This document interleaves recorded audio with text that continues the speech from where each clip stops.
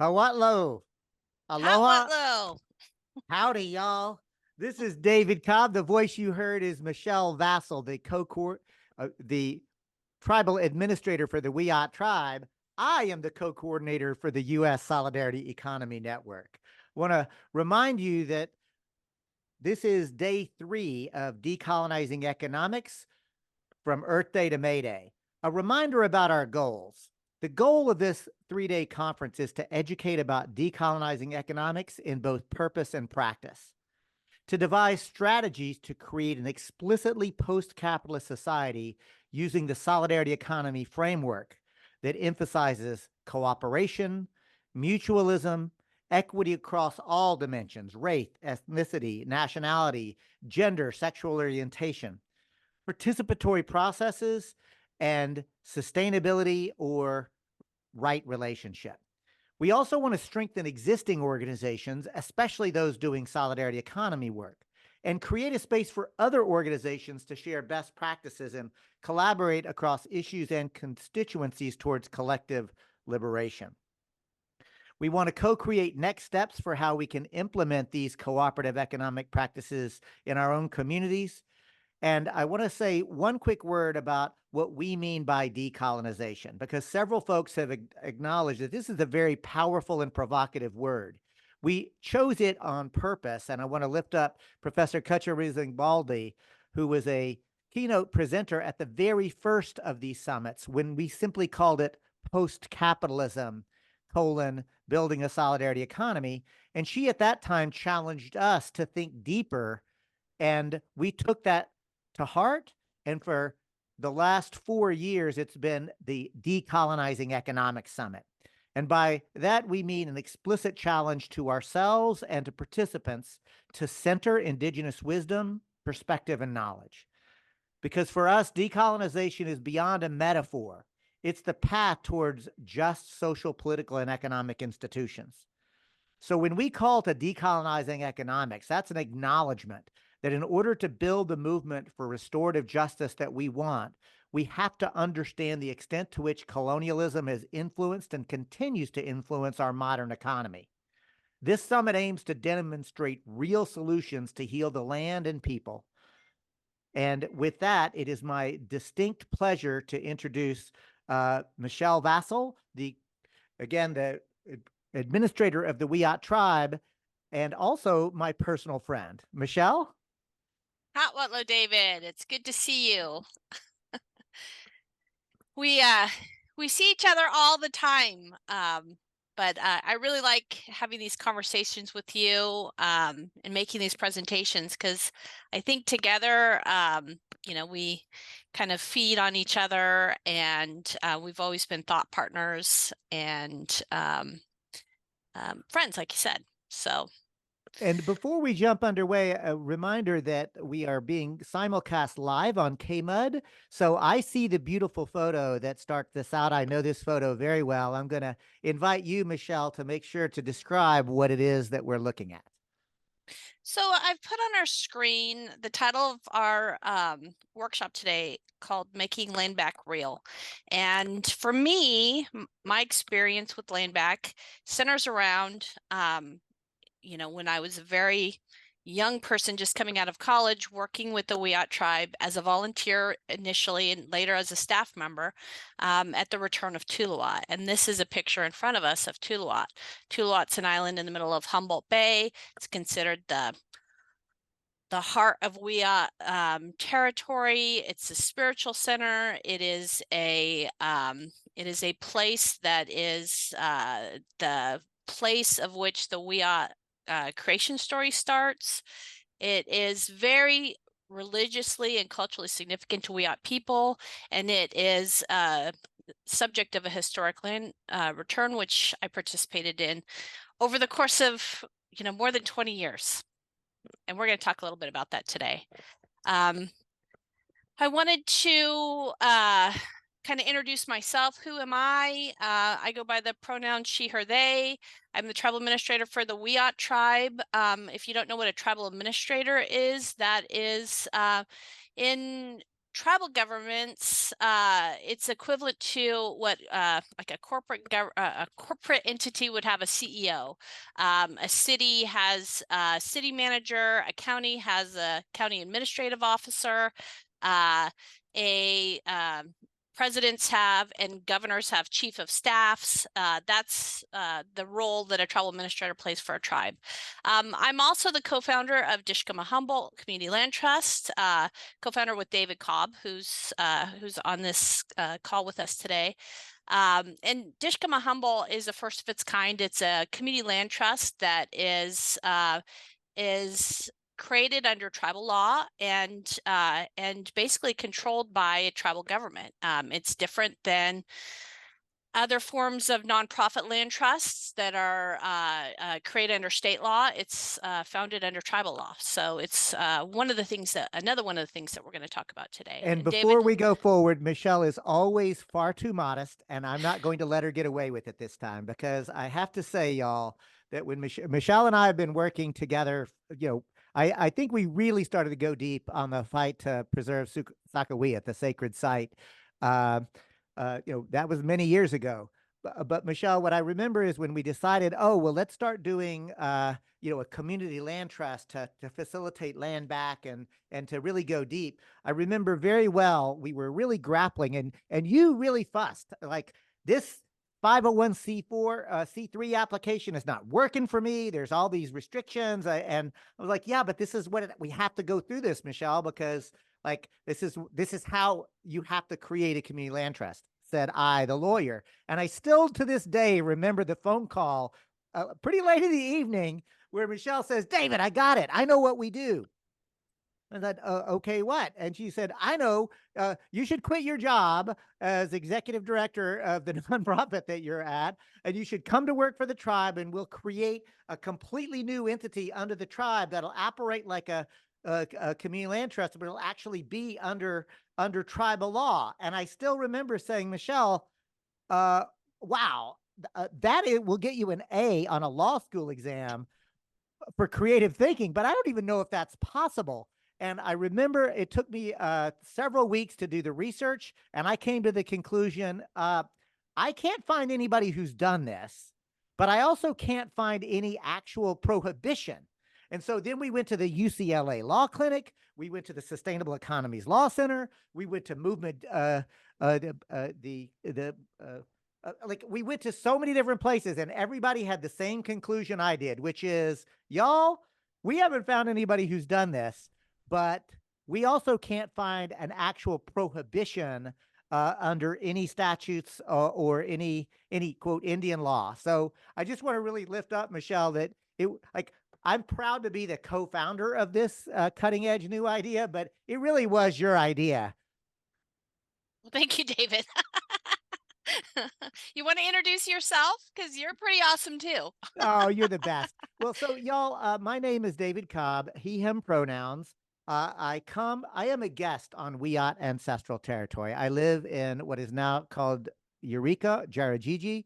And I like to say that my mama taught me how to be a good guest. If I come to your home, if you invite me to dinner, at the end of it, I'll offer to clear the table and wash the dishes. Because she did, my mama, my mama, my papa, they taught me how to be a good guest with and to humans.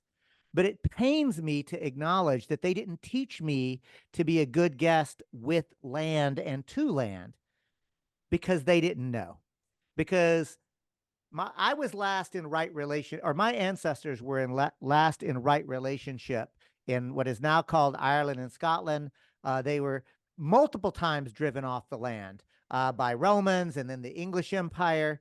But at the end of the day, I am a descendant of traumatized. They were traumatized, driven off the land. They came to Turtle Island, and then they traumatized people here. So a descendant of both traumatized and traumatizer.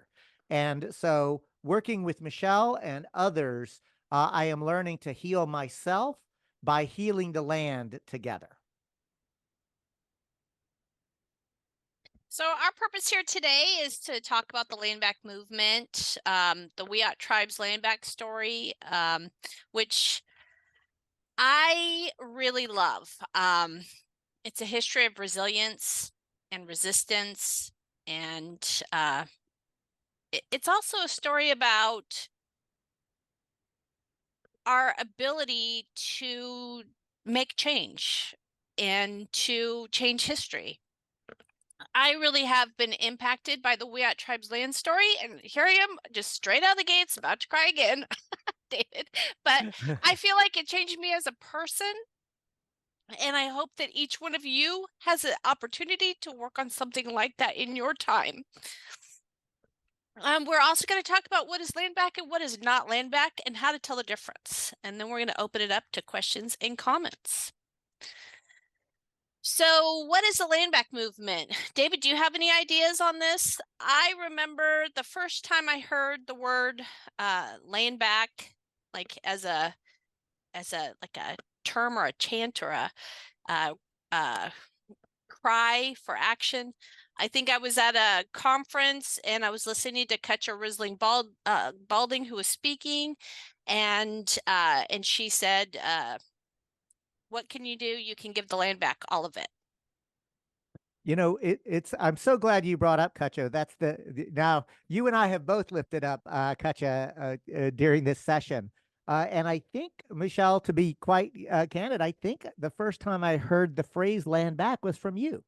And you know, the thing is, the first time I heard it, it really just resonated for me. It was like, oh yes, of course. Like this is like if we really want to engage in restorative justice, like that idea of land back just made sense to me. And as I said, I'm a guest on Wiyot ancestral territory, and I often say, like, because I have nowhere else to go, Michelle. Like, I wouldn't know even where to go in Scotland or Ireland, other than I know that that's sort of ancestral homeland. But I have to be here, and so to me, the idea of land back is like, how would we get back into right relationship? And what I know is that the Wiyot people, as Ted Hernandez has taught me to say, have been here since time immemorial. Wiyot people know how to be here properly. And if I am humble enough, I can learn how to be here correctly too. Well, I think the land back movement for me, I mean, I guess I've been participating in land back, or, work towards land back for more than 20 years. But this movement space kind of happened for me. I think I started seeing it around the 2010s. And if you go on the internet and you search, there's all kinds, there's articles, and it started here and it started there. And what I've kind of determined is it really started kind of everywhere simultaneously. And it just sort of collectively picked up. It's not just an American term for Indigenous people of the United States of America. It's a term used throughout the Americas, in California, South America. It's used in Canada. I've seen it used in Australia. I've seen it used all over the place. And to me, the land back movement is really about the return of Indigenous land to Indigenous people and all that goes with that. And Michelle, one thing is the phrase land back, of course, really sort of caught fire at that time. But one of the things that, it could have been you, I know I didn't coin this phrase, but it really stuck with me. Somebody, an Indigenous person once said, the land back movement on this continent really began in 1493. And that's, and I think that that's something that we have to really understand, and that this idea of resistance to colonialism has been from the very inception of the colonial structures being imposed. And for those listening on the radio and for those listening on your telephones, I have on the screen some pictures of people with signs across the country, different native lands, and they're all having signs that say land back. And also in the middle is a graphic that is logo for the Dishkama Humboldt Community Land Trust, and at the center of it is land back. So Wiyot land, I guess before we talk about land back, we have to talk about what land we're talking about and like, where it went. When we talk about Wiyot people, for those that are out of the area, and Wiyot land is in Northern California, and by Northern California, I mean 6 hours north of San Francisco by car. It's on the coast of California. Wiyot land is just south, about an hour and 45 minutes from the Oregon border. And traditionally, Wiyot people consider their land traditionally out into the ocean as far as you could see. And most of the villages were around the mouths of the rivers of the Badawat, which we now call the Mad, and the Wiyot, which is now the Eel River, the Elk River, and the oh gosh, I'm missing a river. The Wiyot. I said Wiyot. Oh, did you? I'm missing one. Oh, the Van Dusen.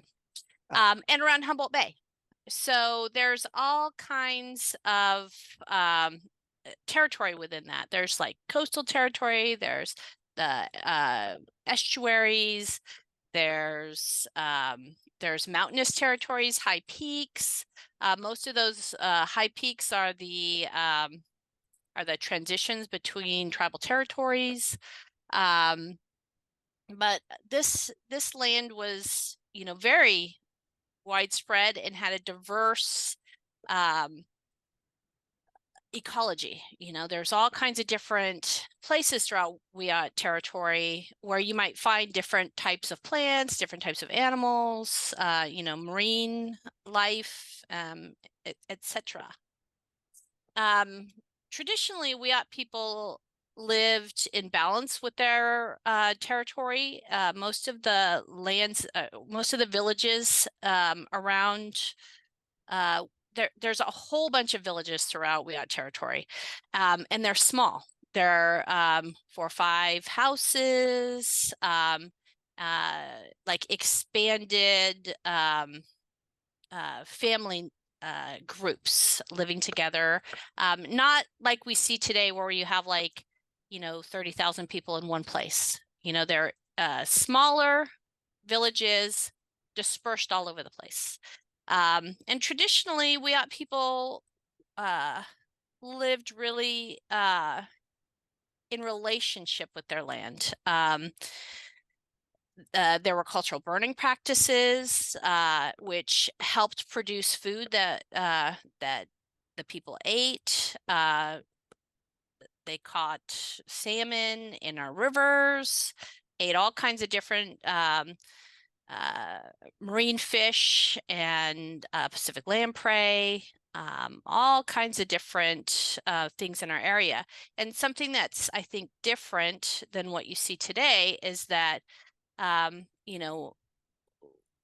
when we're talking about fishing and gathering, we're talking about fishing and gathering and also gardening, because people were traditionally gardeners. They brought foods that they ate into their villages, and grew what they wanted to, and also did that in relationship with the land. So traditional burning practices were used in order to produce more seeds or useful crops. There's a lot of plants that need Marnie Atkins, she's one of our tribal councilwomen. She often uses the term fussing with, is these native plants in our area, they needed fussing with. They need to be taken care of and looked after. And, certain things only drop seed or produce when there's fire. And so that was part of the process of actively working with the surrounding landscape to produce, we help them, they help us, And Michelle, I want to take this opportunity to share with viewers and listeners something that you and others have helped to teach me, and that is even the very idea of stewardship is an effort that white folks try to use to describe this phenomenon, but it actually is really probably not the right word. And that's because even the very idea of stewardship somehow puts humans at the center, as if they're actually like, over and responsible for. But instead, we should think about really right relationship, and that humans have absolutely a role to play. But you know what? The redwood trees have a role to play. And the salmon have a role to play, and the bears have a role to play, and everybody actually, like all of life is interconnected. And if we're doing it correctly, we're doing it in balance and playing our correct role. You just reminded me of my cat. My cat was driving me nuts last night. He wanted to go outside in the middle of the night, and I didn't want to go outside, so he was driving me crazy until I wanted to let him outside. But sometimes I think about my cat and I think, who's trained who, right? My cat has trained me to take care of him. And I think that's true for plants too. Like when we have a relationship with plants, uh, you can think about who we need them as much as they need us. We need to eat them. They do things to us to attract. I mean, just like they do with bees, they do things in order to attract us so that we will help produce them. You know what I mean? And so It's so there's that true. relationship there. There is a phenomenal book called Botany of Desire that does a deep dive into exactly that. And so, uh, the balance that Michelle is describing, we have to confront the reality and be courageous enough to name it. And that is that the balance was disrupted with the onset of settler colonialism. It started with the Russian fur traders, then the gold rush, then into timber, fishing, and water diversion. The fact is, the balance and the reciprocal relationships was violently interrupted by an imposition of an extractive dominator power over system. And for most people that have been to school, any school in America, you learned about Native people, and they use all these funny terms like how the West was won, or manifest destiny, and there's this whole like thematic. Um, I don't even want to. I want to call it a fairy tale that we all go through in schools, that talks about like uh, Native Americans have the specific place in our history books. It usually starts with 1492. Like, it doesn't start when indigenous people lived here for time immemorial and all that was going on before 1492, but it'll start in 1492. That's like the beginning of the history. And then there's like this brief moment where the pilgrims who are escaping religious persecution meet some Native Americans. They have a feast, and it's called Thanksgiving, and it's like this fairy tale story that we learn.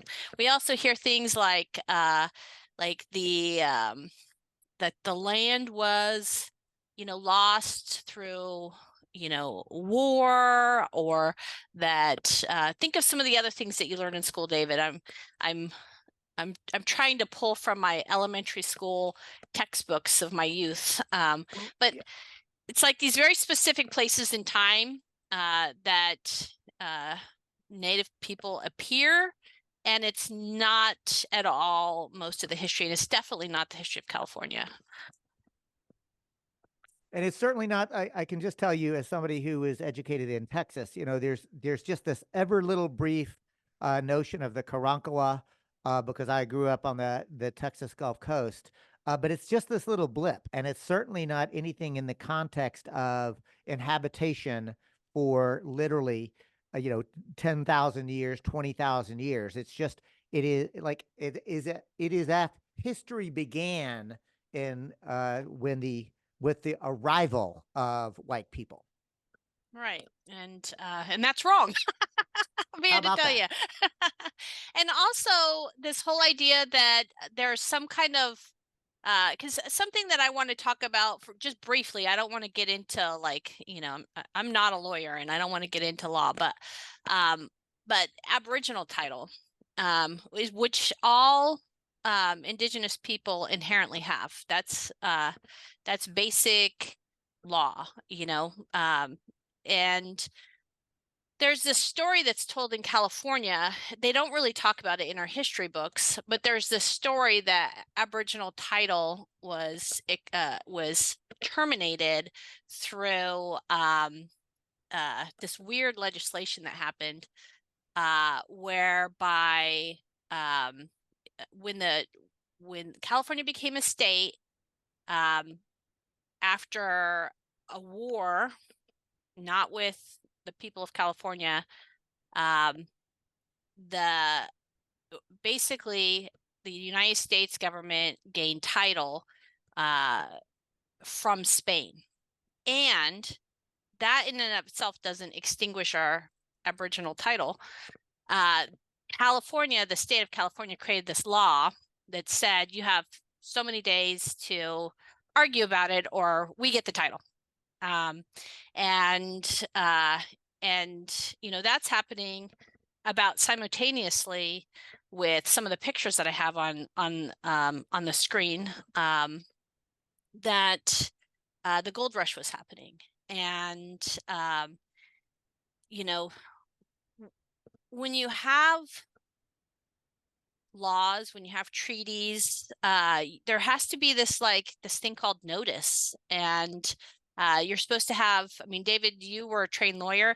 The two parties have to be at the table, so to speak. You It have is to know literally it's happening. called, there's a whole legal framework called, quote, notice of opportunity. And if you Yeah. don't do it, then no legal proceeding can go forward. Well, throughout the United States, in other parts of the country, uh, some of these rights to land were terminated through treaties in which the United States government negotiated with tribes, sometimes in really bad faith, sometimes not with the right people, not even with the government of the tribe at all.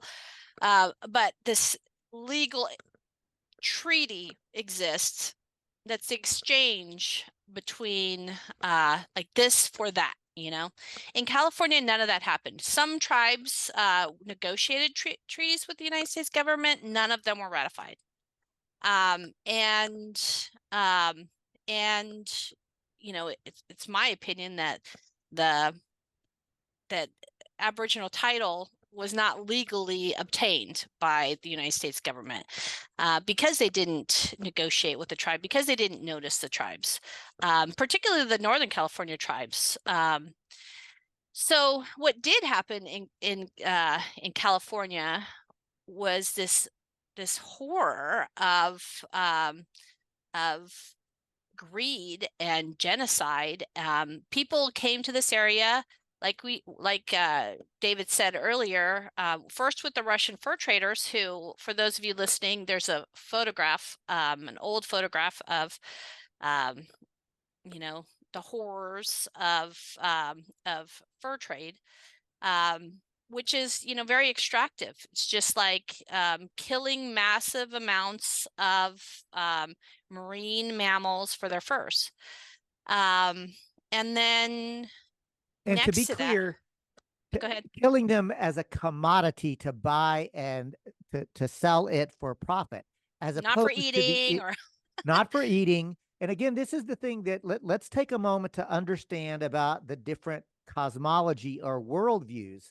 Again, an indigenous worldview would understand, yes, you kill a mammal to eat its flesh, but you do it in the right way and in balance. You're not doing it to simply amass like money, or the difference between what in economic terms we call just use value. Oh, you have a need, so you use it, etc., as opposed to commodity value, where you do this to make as much money as you can.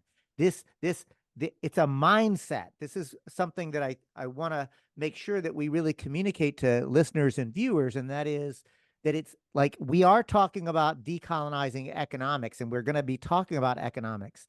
And this is a worldview, an invitation for non-Indigenous people as well to recenter and rethink our relationship to one another and to the land.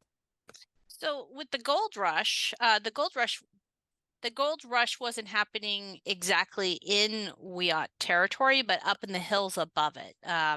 And the way that Wiyot people really impacted by the gold rush is that all these people came from all around the world, and they used Humboldt Bay and set up you know,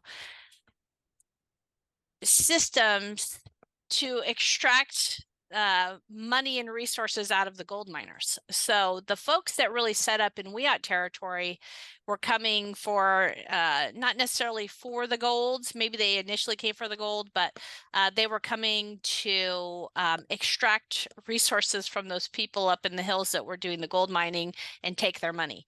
And so, you know, the people that came to our area in that time period were really greedy, like the greediest people that had, you know, nothing left to use. There were a lot of single men, not families, not, you know, people evading religious persecution. These were people that just wanted money, you know, and they acted accordingly, you know. That's as greedy people would.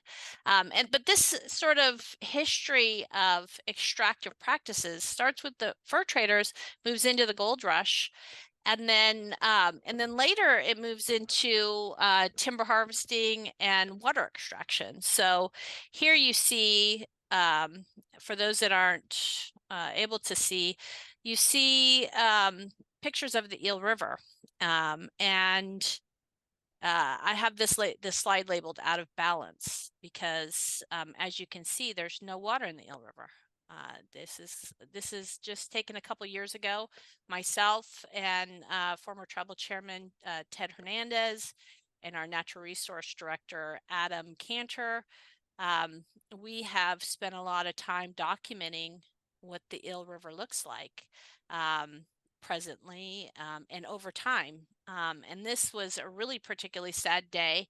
I remember being out here and there just being just no water.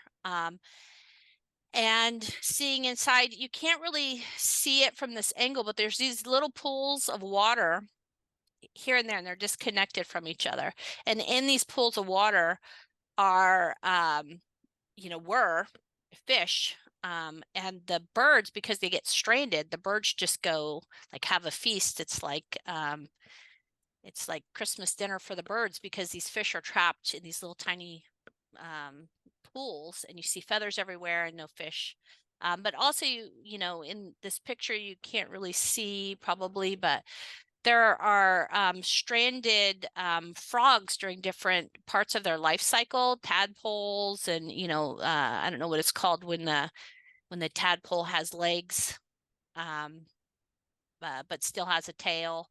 But they were stranded without the water, and it was really sad. And then on your right, you see this is just a massive amount of it's called turbidity, or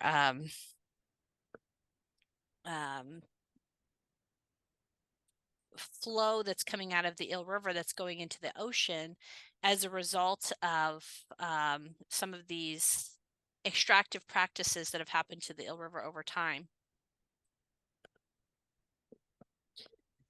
So I kind of skipped over a little bit that talks about the displacement of Wiyot people from their land.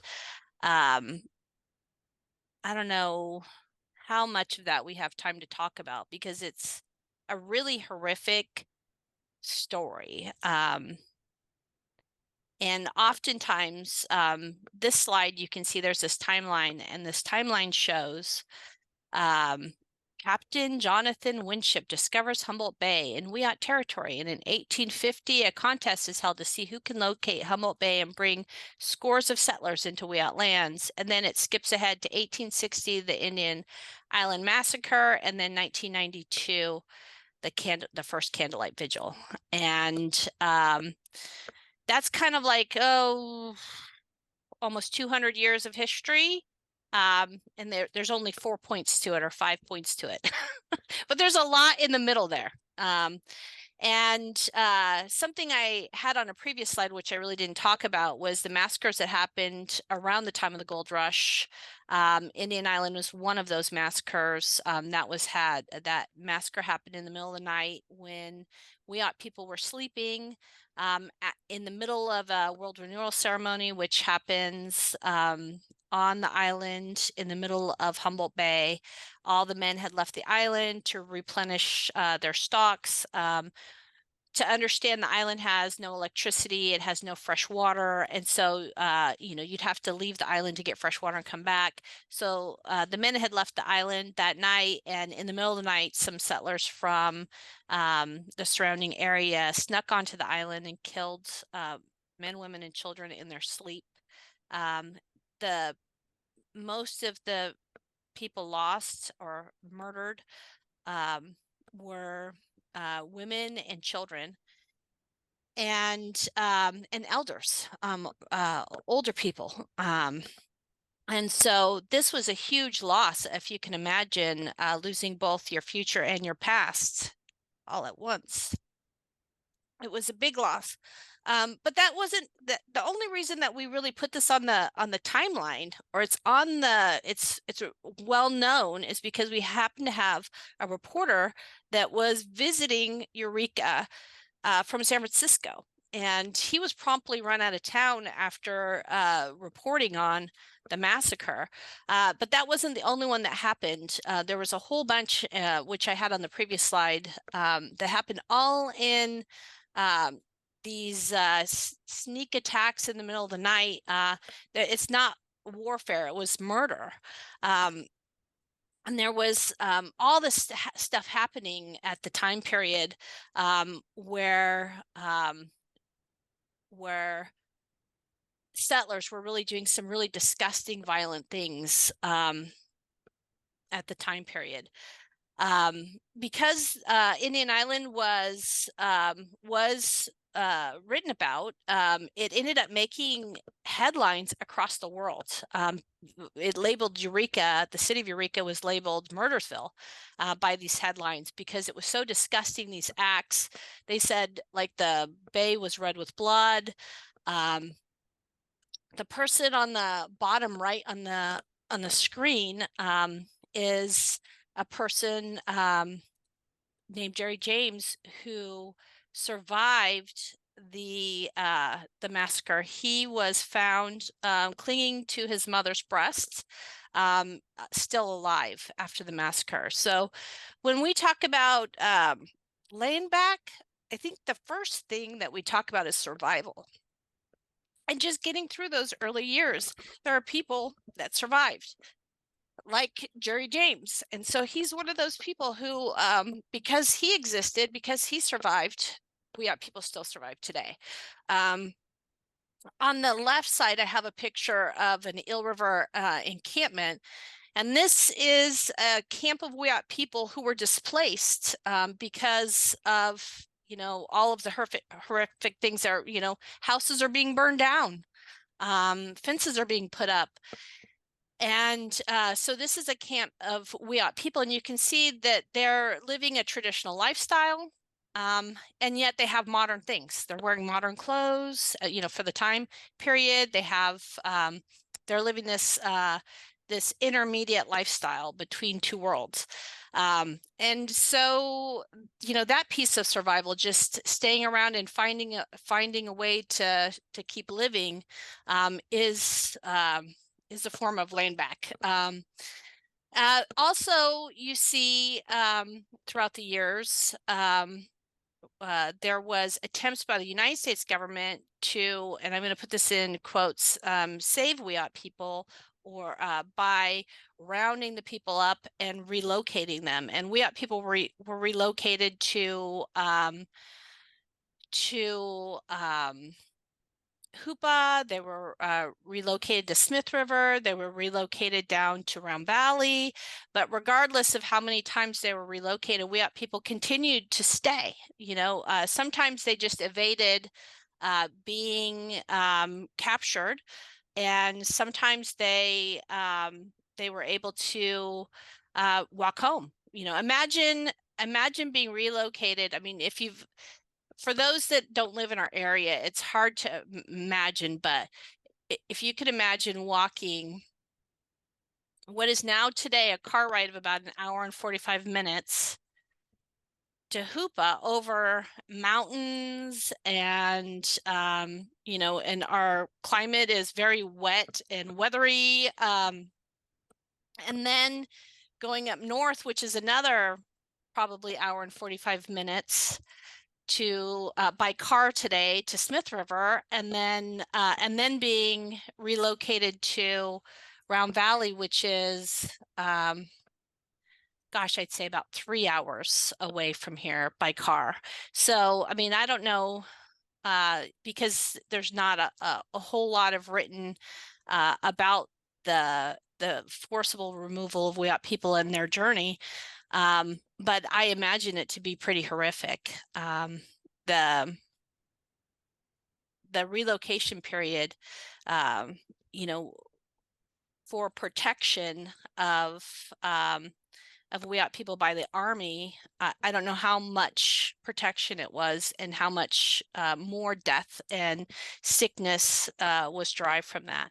But throughout that whole time period, Wiyot people are coming home. They're refusing to stay where they're put, and that's why they keep having to be relocated, because Wiyot people continue to come back. I think that last timeline that shows this like gap in time between relocation and the vigils misses a whole lot of land return. And so this slide, this is actually a sign that the tribe has been working with RCAA. It's going to be a trail sign eventually, but this is just a draft. I put it here because it kind of shows a better timeline, or a more, it doesn't tell the whole history of Wiyot land back, but it has a more comprehensive look at land back and the tribe's journey. And some of our heroes, heroes of the story, heroes of the Wiyot land back movement. So here you see on the left, forced removal in 1860. But then you have, like I said, those encampments that we saw a picture of people, which today would probably be called houseless. We have, there were people that didn't have land that they owned, but they continued to live on the land, if that makes sense. And then you have Dandy Bill. Dandy Bill was is a Wiyot hero. Dandy Bill came back to Wiyot country after he was displaced, and was somehow able to, and I believe, you know, most of what he did is he sold clams. He went to town, he sold clams. He was known as Dandy Bill. That was his English name. They called him Dandy Bill because he always dressed to the nines. He wore like equivalent of a tux, like he dressed super, super extra. And I'm sure that was a survival tactic for him. But he would go to town and he would sell clams. And he managed to have enough money to purchase land at a time when Wiyot people weren't really allowed to own land in California. And he was able to purchase back land with his own private money. And then he used that as a little pocket for community resilience. So he bought his land, and then as more people came back, he subdivided that land. And that became what was for a long time known as Indianola. For people that live in Humboldt County, I want to make sure to distinguish Indianola, present day Indianola, from Dandy Bill's Indianola. They're two separate places in two different locations. But Dandy Bill did this incredible thing of you know, somehow fooling everyone and getting some land back for the tribe, and then using that to develop community and to be a place of resistance where things happened, where community could happen, where indigenous where Wiyot people could persevere. I absolutely love some of the stories that are written about the time period here, because there was a lot of community. A lot of times, I think Michelle Hernandez spoke in a different workshop earlier today. She likes to talk about trauma porn, this idea that, just like when we were talking about earlier, these there's these fixations of like that we get stuck in when we talk about Native people. It's like we only talk about the trauma part and not the joy part, and not the survival and resilience part. This little community was hopping.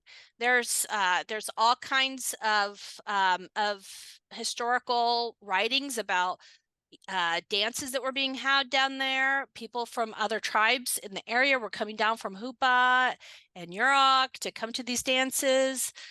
There's baseball. They had their own baseball team. They were playing baseball against each other and other people. And I know that baseball tradition continued. I worked for the tribe in the early 2000s, and the tribe's staff and community had a baseball team. So like that legacy continued up until the 2000s, which was probably started in that Dandy Bill time. Dandy Bill's one of the heroes. There's another community that was happening on Cock Robin Island. It was similar in nature. And Cock Robin Island, which is not listed on the slide, Cock Robin Island was an old fishing village, and it very similar to Dandy Bill's or Indianola. This fishing village, people just came back and continued to live there in this place, and lived in the more traditional way of life there, the way Wiyot people had lived for eternity. There is a newspaper article that I read that talks about this family, this non-native family that also lived in the area. And, Wiyot people have this long-standing relationship with this land, thousands and thousands and thousands of years of knowledge about how the land works here. And where the Wiyot village site was above the floodwaters. And when this really nasty flood came through, some of these settler houses were overtaken by water. And it was these Wiyot people who went with their redwood dugouts and rescued them. And people in the area have these stories, these family history stories of, being rescued by Wiyot people who were continuing to live into that village in the late 1800s and early 1900s. Another land back story the tribe has is what's the old reservation. The old reservation is on, it's in Lolita, and it's in a section called Indianola Reservation Road. Some people call it McNulty Slough Road. I think it depends on your family history, what you call it. But Indianola Reservation Road is what we today call the old reservation. And as we discussed earlier, there is no treaty in which the United States exchanged land for something that would give the Wiyot tribe a reservation, right? What we call the old reservation was actually purchased by private dollars. It was, fundraised for, and it was purchased, and it was owned collectively by the tribe. At some point, the Wiyot tribe chose to put this land into tribal trust, or into trust with the U.S. government. And likely because if we back up to Dandy Bill's and Cock Robin Island, while these communities were built, a lot of the land was lost to tax liens over time.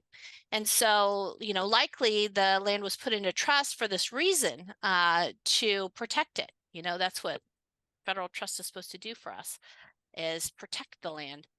But in this case, once again, the United States government betrayed us, and in this case, the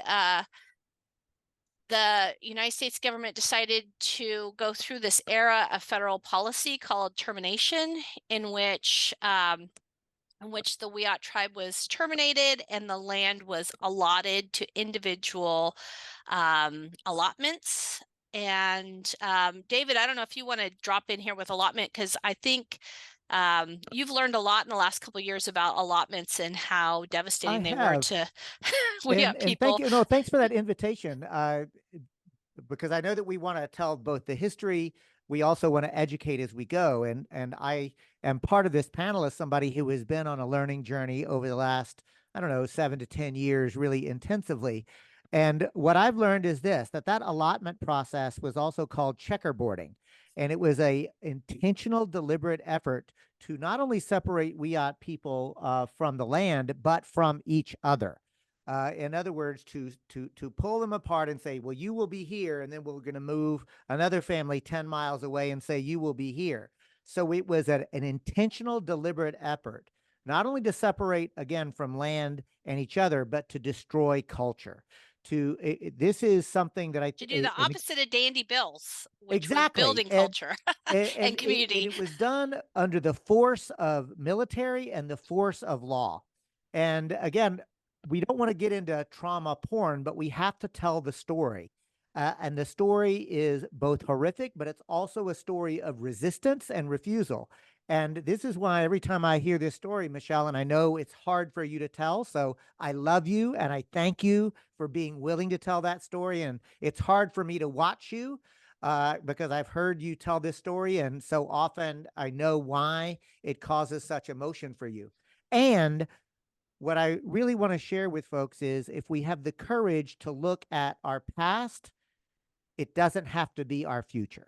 And that's the invitation that we make to you with Dishkama Humboldt. Because, Michelle, what does Dishkama mean? It means love.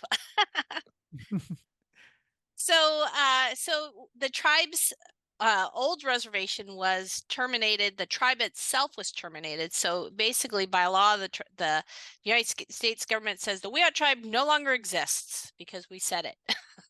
And so there was this time period where Wiyot people were, displaced not only of land, but also of their tribal identity. And once again, Wiyot people are resilient people, and they fought back. They resisted. We have our next hero, whose name is Albert James, who came into the story to fight this termination, and was successful in returning the tribe's federal recognition status by suing the United States government. And then also in another lawsuit related to the old reservation, the tribe won another lawsuit that resulted in what we call the present day Table Bluff Reservation, and that returned 88 acres to the tribe, which was put into trusts. And that was an amazing land back at the time that actually it kicked off a series of that lawsuit led to other tribes winning lawsuits. And it was an amazing feat for Wiyot people who, though are a small tribe, have had a big impact as far as land back and fighting policies that the federal government has created. So fast forward in time, Albert James's niece, and I might just skip forward a slide to talk a little bit about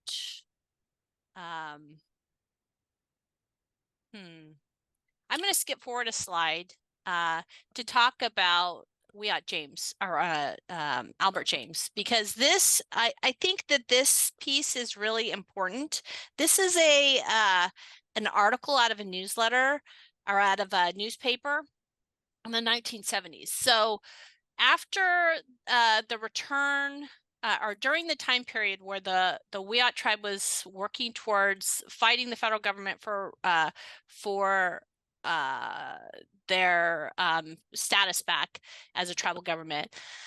But before that happened, Albert James was looking to Tuluat, the island, which is the religious center of Wiyot people. He's looking at this island and he's had this dream, and he was actively working in the 1970s to have the city of Eureka return. And there was a number of years. I kind of skipped a lot of history. There's so much history to like put into an hour-and-a-half workshop. But the island had been right after the massacre, it had gone into individual land held by a guy who was trying to raise cattle there on the island, which doesn't make any sense to me. It's like, who raises cattle on an island in the middle of the bay with no fresh water? You had to take them by boat to and from the island. It was kind of a silly concept, but regardless, that's what he was doing for a while. And then there was also a lumber yard and a boat mill and all kinds of other stuff that happened over time there. And then at some point, a large portion of the island had fallen into the hands of the city of Eureka. And Albert James sought out the city of Eureka and tried to get the city to return it in the 70s, and it was unsuccessful. But I really love this quote here from him that was in the paper at the time. It says, the concept behind the Indian Island project started with the vision of a Wiyot Indian. This man let his mind go back in time, and he was able to visualize the island the way it was before the coming of the white man. His name is Albert James, and he is the president of Far West Indian Historical Center Association. This is a nonprofit that was created by the tribe, by the way, and some other tribes, to be able to do the work of tribes during a time period where the tribes had been terminated. So this is like another form of like resistance and ingenuity, coming up with these legal strategies to continue to function without the ability, you know, when the rug's been taken out of you, so to speak.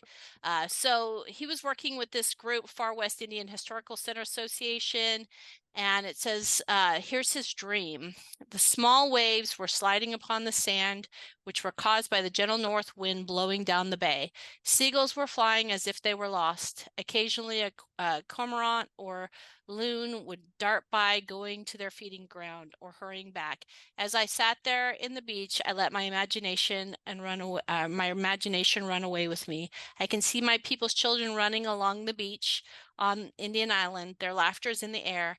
As I gazed up by the bay, I could see two dugout canoes coming towards the island.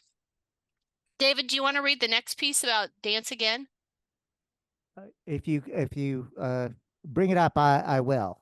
Oh, can you not see it? It's right here. Dance Again. I believe they'll dance and sing again. The island was the center of Indian dances and feasts. Although many historians say no one ever actually lived on the island, I believe what my people tell me. My great-grandfather stayed out there and his mother was killed in the massacre. So the reason I love that is because I got to see that happen. That was written in the 70s, and I saw this in the 2000s. I saw this happen. I saw the Dance Again happen in 2014. The children running along the beach. I personally took the first group of Wiyot children from our youth program, Sekudok Youth Program, to the island after the island received a clean bill of health from the EPA. Again, truncated history here, but when Wiyot people purchased a 1.5 acre piece of property on the island, the spot that is the village site whereby this dance would happen. That's very religiously significant to Wiyot people. It was an environmental disaster site, and it took 14 years of work to clean that site, and of like constant project by project, inch by inch work to remediate the site. 14 years of work on that. I can't even imagine. I don't even want to think about how much money it cost, which was all fundraised by the tribe over time. But that day, I was there.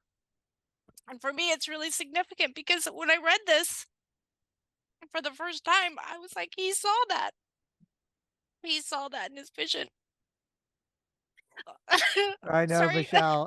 Again, it always, it's such an inspiring story. We have 30 minutes left in our session, and I All know right. that there's a lot more that we need to There cover. is. The Tuluwa Island story, you could spend a whole, you could have a whole class on it. So anyway, getting back to our tales, we had, so Tuluwa itself, the land back story there is really significant because Albert James dreamed that in the 70s and he worked towards it, but it didn't happen for him in the 70s. He passed the baton to his niece, actually his nieces, Cheryl Seidner and Leona Wilkinson. And back in the 1990s, they began the vigils that we talked about in the last timeline. And the vigils really, I believe, are the place that change was made in our community, because these vigils were not made of just Wiyot people that came and lit candles for the people lost on the island for the return of ceremony there. These were other Indian people, that just live in our area, and also just people in Eureka and the surrounding area who just wanted to do something. And I really believe that it's that group of people that became the land back movement for Tuluwat. Through those vigils, they worked really hard over time, that those vigils went from being memorials to calls for action to fundraisers to volunteer crews. And I really believe that was where the work was done. So through those vigils, which started, I think the first vigil was in 1994, the tribe was able to purchase back land. It was 1.5 acres, half of which was in the bay, for $200,000 in 2001. And that land was environmental disaster site and became the subject of a 14-year cleanup project.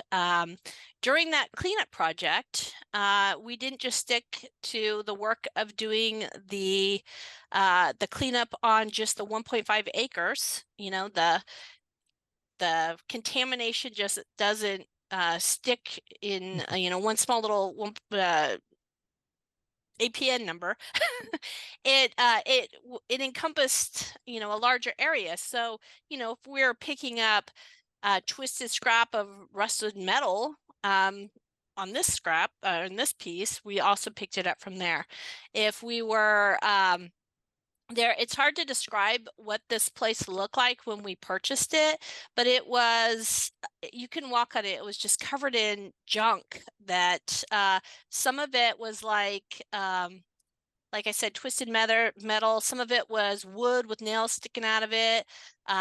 Some of it was like big, gigantic vats of unknown chemicals that have been illegal for 50 years, It was a dry dock boatyard, so imagine chemicals that they would be using on the undersides of boats to keep, things from attaching to boats, or paint, different types of paint. Like there was lead paint, there was all kinds of toxic chemicals, a lot of which, we now know are not good and we don't use anymore, but they were just sitting on the island hanging out. And the I don't think most people, if you're not around the ocean a lot, tidally influenced land means that, the ocean comes up and the ocean goes down. Every day there's a daily tide. Sometimes it's higher, sometimes it's lower. But if you can imagine, every day the ocean was coming over and washing over some of this toxic stuff, and it was just like leaching out into our bay. Also, there was a large there was an issue with erosion on the island because of the diking that happened. Gunther had attempted to drain the water off the island by creating these little moats to drain water off so he could have more grazing land for his cattle, and this was causing erosion on the island. So we began doing a lot of work on the adjacent property, which was owned by the city, and that turned into Charles Seidner returning to the city again in the early 2000s and said, "Hey, can we have that land back?" And in this time, it came true. And this time, the city was ready. And I think that work that him had done through the 90s had really changed our relationship with the city of Eureka over time. And we were able to do this. I was there the night in 2004 when the city of Eureka voted unanimously to return the island to the tribe. It was a beautiful, beautiful day. And that second piece that I had cut out in the article that Albert James spoke about the two dugouts, that happened that day. So that was another one of his visions coming true. And those visions came true. And I want to Yep. step in, Michelle, because I love you and let you, and to say this, I was not part of those early vigils because I didn't live here then. Again, Yeah. I'm a guest on Wiyot ancestral territory. I came here in 2003. But I will take this opportunity to say that when I came here, people, what I now know to be Tuluwat, people would point to it, then called Indian Island, and it was a shameful thing. People were embarrassed about it. People didn't want to talk about it. Like, it was whispered about, but people basically wanted to pretend as if it didn't happen, or if they did, they talked about it the way you would any other shameful secret. And to me, the story of the long-standing both resistance and celebration that Wiyot people have done and continue to do, that culminated in the return of Tuluwat. Remember, it's a three-step process, y'all. The Wiyot tribe, their formal tribal council, purchases 1.5 acres of their own land back. Let's just take a moment to say how insulting that is, that they had to purchase the literally cosmological center of David, the universe. For $200,000, half of which is a mud flat, and is a environmental disaster site that's going to cost millions to fix. All right. And so, yes, exactly. And then the Wiyot people go out and just begin to clean it up, and not just their 1.5 acres, but as Michelle says, the entire island. And I remember, Michelle, when that first started, I've looked at the paperwork. Literally, legally, you had to wear a hazmat suit to go on to that island. That's how bad it was. And so then there was the second phase at which the city of Eureka said, "Oh, okay, well, we can see our way to returning another portion, and a big portion to be sure, but there were all sorts of restrictions and prohibitions and what David's talking about is the title restrictions, and you can see what fears people had about tribes owning land. And I think this is an important thing if you're going to be doing land back work, is to recognize that there are these fears and stereotypes out there that people have. And it's hard to, sometimes it's hard to deal with. Like in this case, that specifically says in the title of the transfer that the tribe is not allowed to build a casino on the island. I mean, think about that for a minute, y'all. This is the cosmological center of the universe for the Wiyot people. It is the place where Wiyot people say we come from. It is the most sacred spot for Wiyot people that there can be. And it was the site of a horrific massacre while the Wiyot people were doing sacred ceremony. And then to be told, okay, well, we'll give it back, but we don't trust you that you won't build a casino on it. I mean, again, to me, that is such a profoundly insulting approach. And again, But I don't believe that the city of again, Eureka. let's talk about this island that's tidally influenced, and almost all of it goes underwater under king tides. There's only a few little peaks that stay above water during king tides. In It fact, has no electricity, has no way to get. You have to only get to it by boat. in fact, when we talk about the bay, I think it's important that folks understand that Humboldt Bay basically inhales and exhales so much water. In fact, there's a half a mile harbor entrance to what we call the North and South Spits. I want you to picture a cube, uh, 4 city blocks, 2 blocks long, 2 blocks wide. That's how much volume of water passes in and out of Humboldt Bay every 6 hours. So when Michelle talks about the toxics that are flowing in and out, that's what white folks did. And then say, oh, well, we can give it back, but we don't trust that you won't build a casino here is really a level. Again, I don't believe that the then city attorney and the city council were trying to be insulting. I don't think they were, but I think they didn't know what they didn't know. That's why I invite myself and any listener to my voice to really pause and reflect and think about this so that we can come in the right way into these conversations. So after 2004, the Wiyot Tribe continues. Like I said, it was a long project for 10 more years. So that site was being culturally, environmentally restored.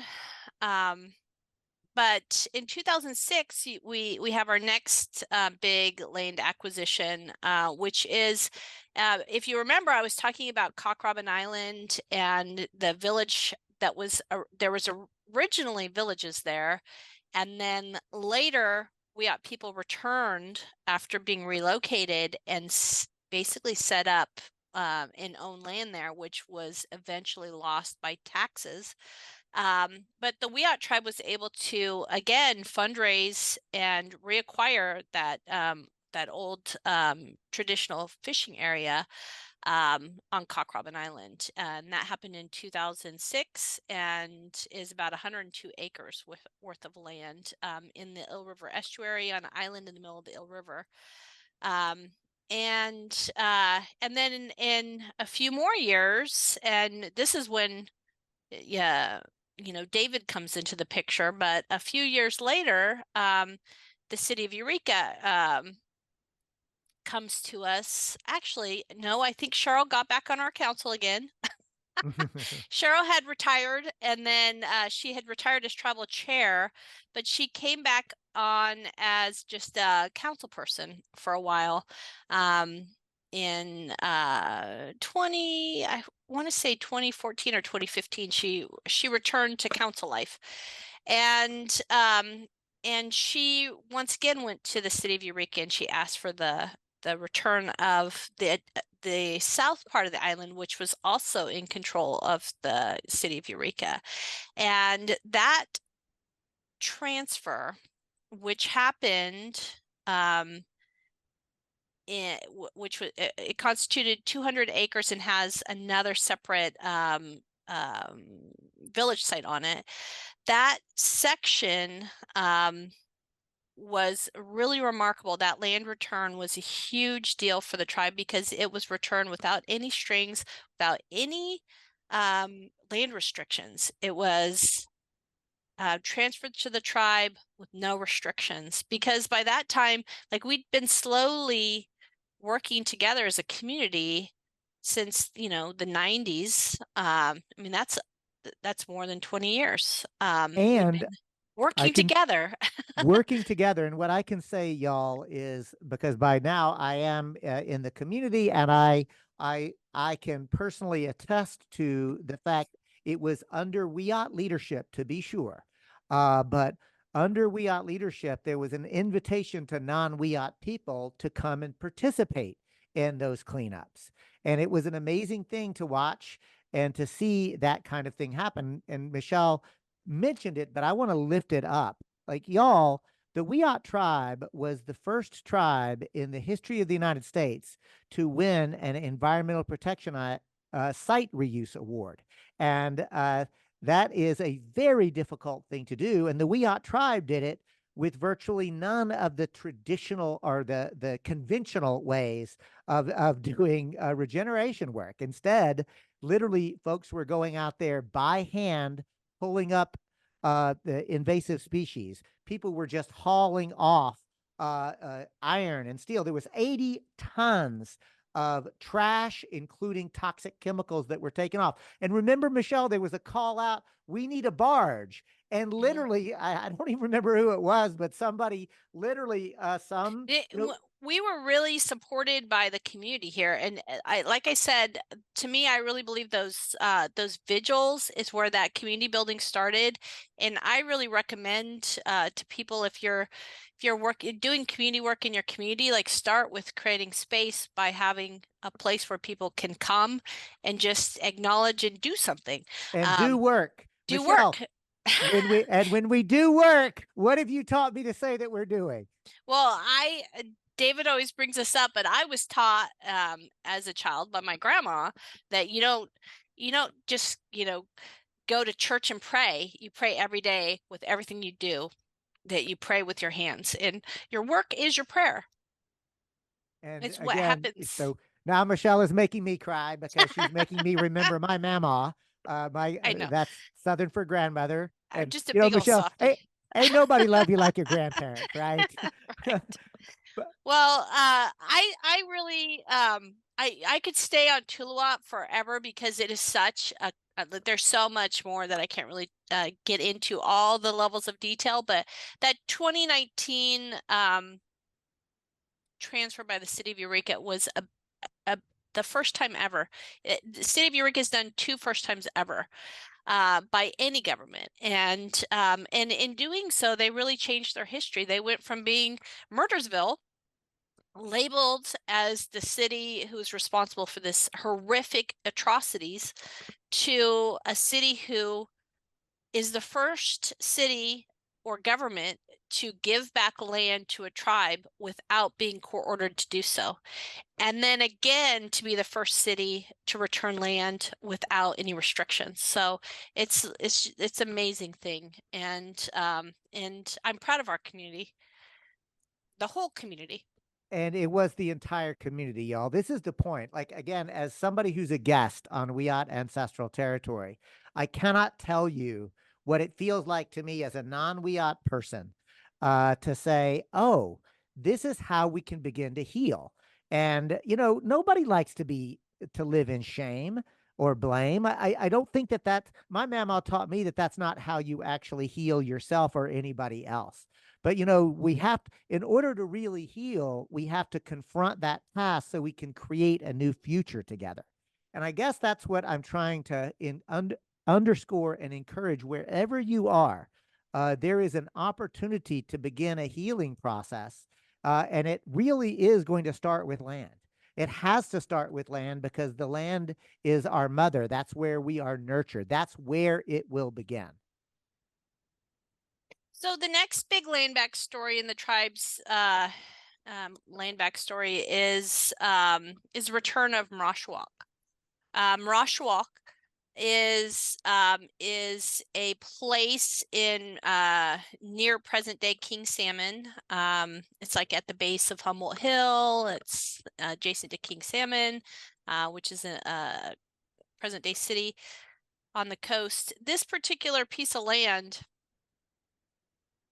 is completely surrounded by development, and it is the only piece of forest that stands attached to Humboldt Bay that's not been developed. And the first time I went to the property there, I remember, I mean, it's had a human history with it's the only reason that it was still intact and probably not developed is because it was owned by one family for a really long time and they hadn't developed it. So their family played part in preserving this piece of land, this green space. But it did have like this record of human use. There's a road that goes through it, dirt road. And there's invasive species. There's quite a few different invasive ivy and what is that yellow stuff called? Scotch bloom. Scotch bloom. It's all over the place. And And so when you first walk in to this space, you don't really see the whole forest there. But when you just peek out of that like little road zone and you go into the forest, it's like I have seen these pictures of what the bay looked like 100 years ago, 150 years ago, through pictures, and I was like, oh my gosh, it's like I walked back in time. And so there's this space that has been preserved by this not being developed, and this space is a corridor for wildlife. We know there's bears there. I mean, I knew the first time I walked that lane, I knew there was a bear there because, well, first of all, there was berries where the people hang out, but there's not berries where the people, when there's not a trail. And also there was bear poop with berries in it. But there is, there's bear sign there. You can see where they've scratched on trees. There's mountain lions. We had a caretaker that was living there that observed a mountain lion eating an egret, which, I hadn't really thought about mountain lions eating birds. But if you're a big cat, you would eat a big bird.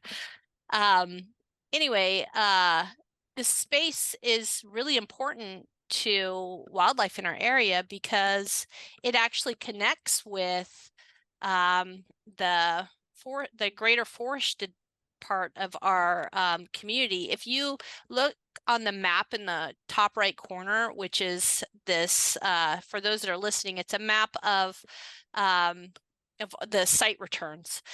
You can see all that green as forested land in the hills, and then you look around the bay and there is no green. And our little spot right there adjacent to the bay is still green, and that connects wildlife to the bay and to those forests. So it's really important habitat, and we were super excited. And it's really a big land back win because this is the first state supported land back.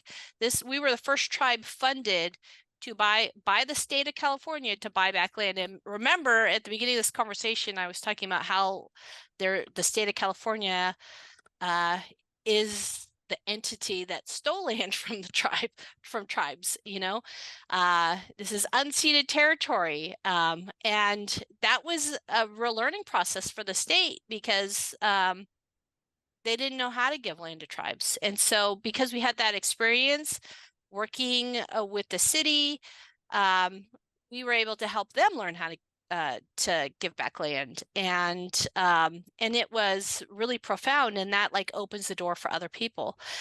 In 2023, our most recent land return, we're running out of time here, was the return of Dandy Bills. And so, as you recall, in the beginning of this land back story, I was talking about Dandy Bill and how he had created this community near the township of Lolita called Indianola. And he had subdivided his land so that Wiyot people returning from relocation had a place to live and own. And that had been lost for many, many years due to tax issues.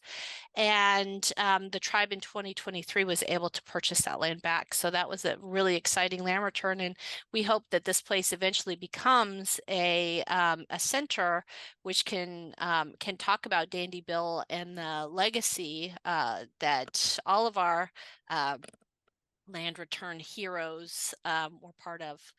The Daguru Louis Cultural Center is another object of land return. That is a site in the middle of Eureka where we have a cultural center that is the Salatluck word Daguru Louis literally means the ongoing return of it all.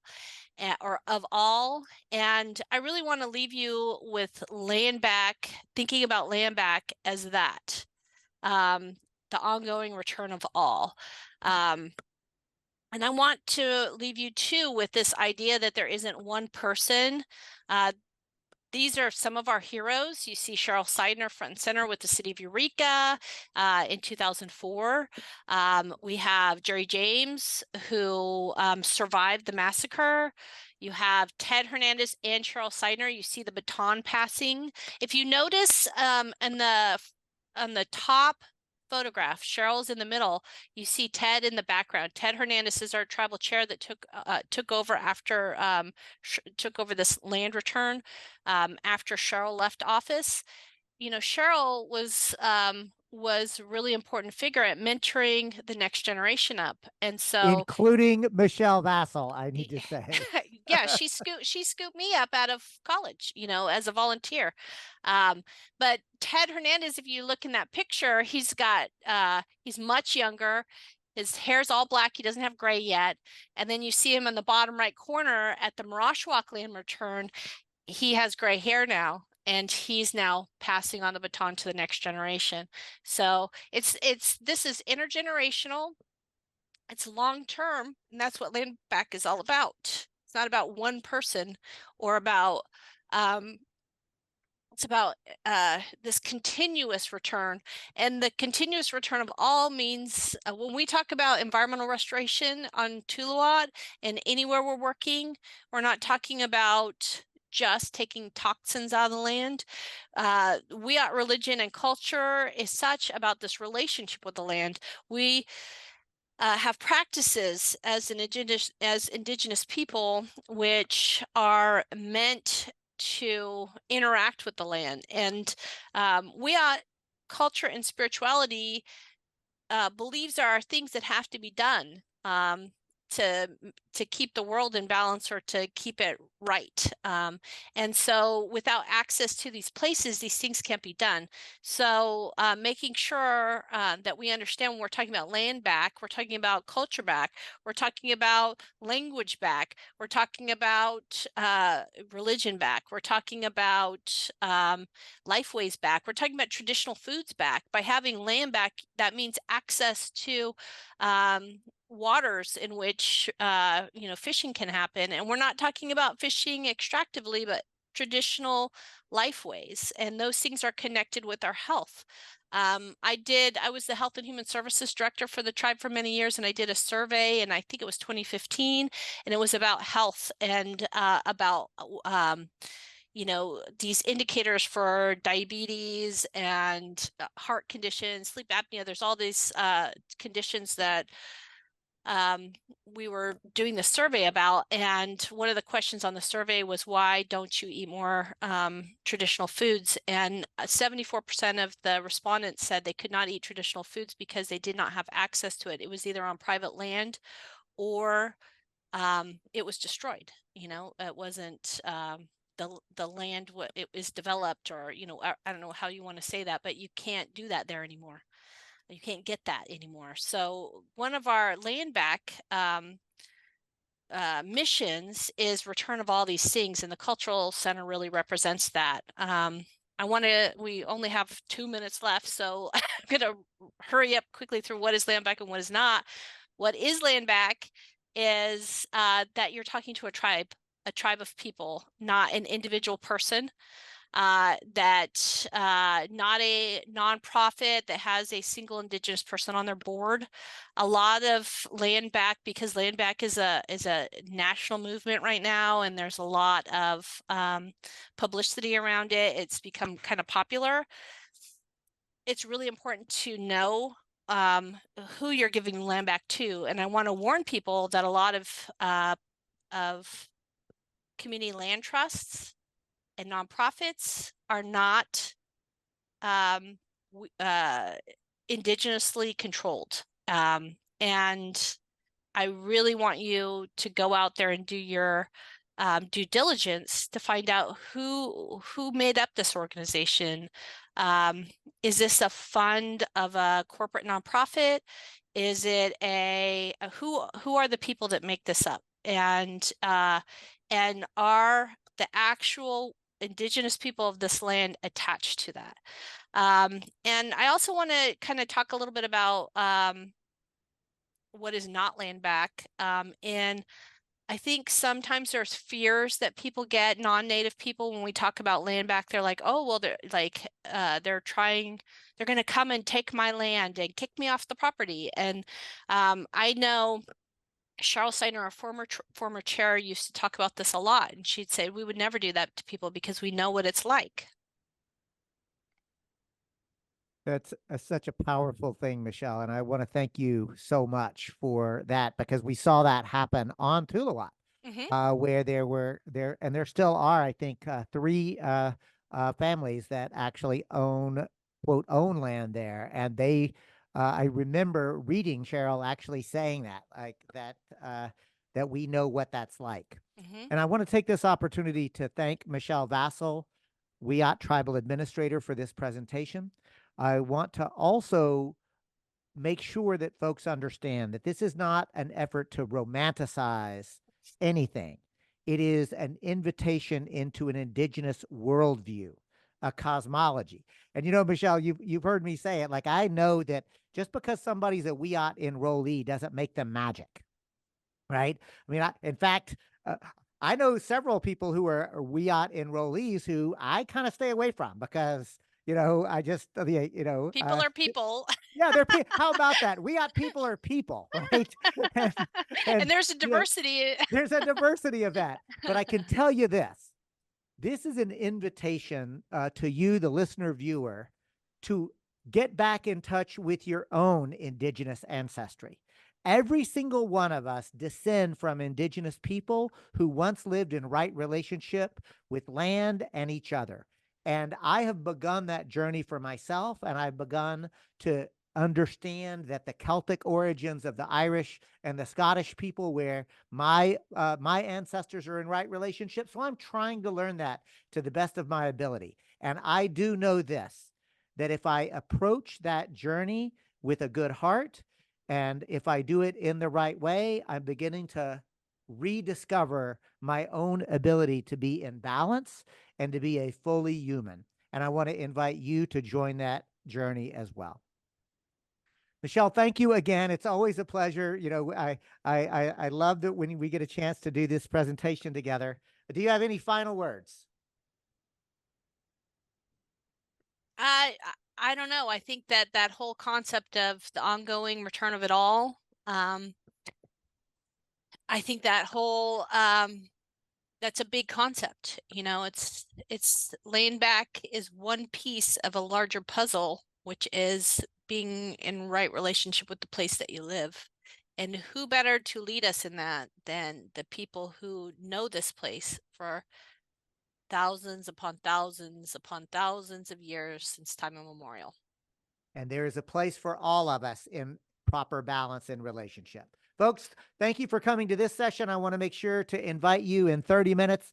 Come back. The next session, the penultimate session of Decolonizing Economics, will be food sovereignty and food justice. See you in 30 minutes. Bye, y'all. Jawaksh. Jawaksh.